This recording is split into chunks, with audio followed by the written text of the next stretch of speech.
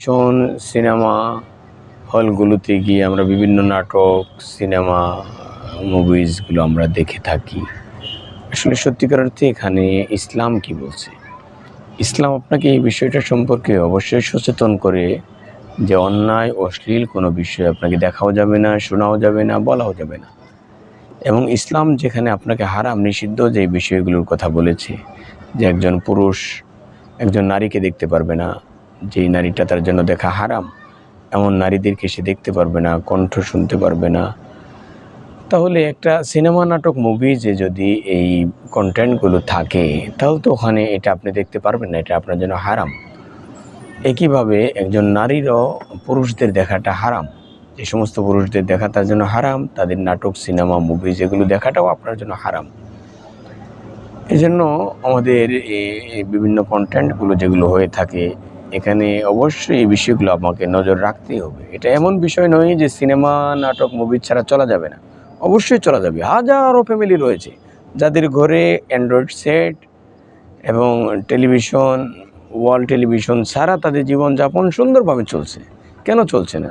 আপনি খবর নিয়ে দেখেন, অনেক পরিবার সুন্দর হ্যাপি চলছে।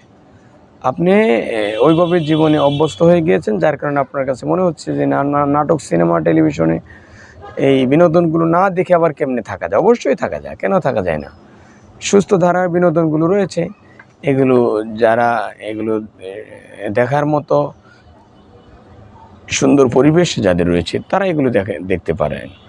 যেমন সুন্দর গজলগুলোর যে পরিবেশনাগুলো হয়ে থাকে, সুন্দর সিনগুলো হয়ে থাকে, যেখানে অশ্লীলতা নেই, অন্যায় নেই, বাজে আচরণ নেই, বেপর্দা নারীরা নেই, এই সমস্ত কন্টেন্টগুলো তো দেখা যেতেই পারে।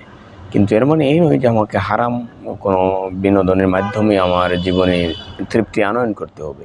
এটা ইসলাম আপনাকে কোনোভাবে অ্যালাউ করে না। নারীদেরকে ঢিলে ঢালা পোশাক পরতে ইসলাম বলেছে। তারা শর্ট ড্রেস পরতে পারবে না।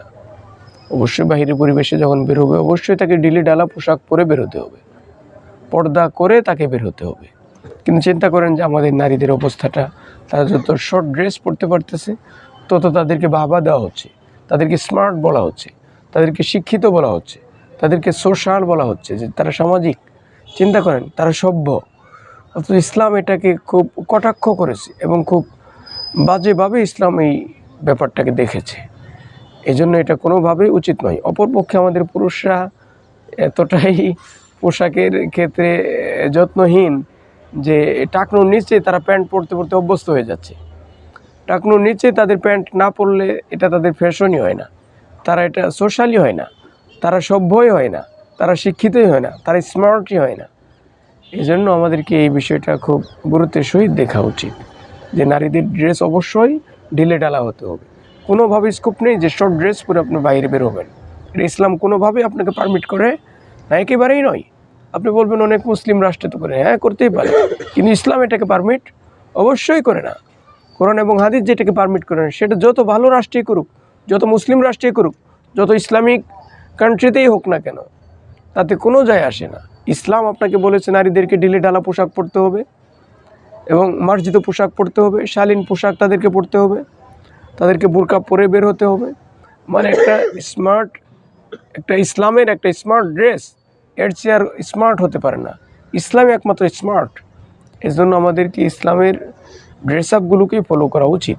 অপরপক্ষে আমাদের ছেলেরা হাতে বালা লাগা, কানে দুল লাগা, চিন্তা করেন, গলায় আবার একটা চেন ব্যবহার করে, আর মাথার চুল এত পরিমাণ লম্বা রাখে যে বাবরি চুলের তো কোনো তোয়াক্কাই করে না, তারা মেয়ে সাজতে চায়। চিন্তা করেন, মেয়েদের ড্রেস শর্ট হচ্ছে আর ছেলেদের ড্রেস বড় হচ্ছে।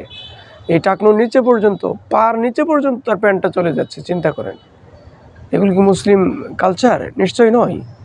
ইসলাম এটাকে কোনোভাবেই সাপোর্ট করে না এবং কোনোভাবেই এটাকে উচিত মনে করে না।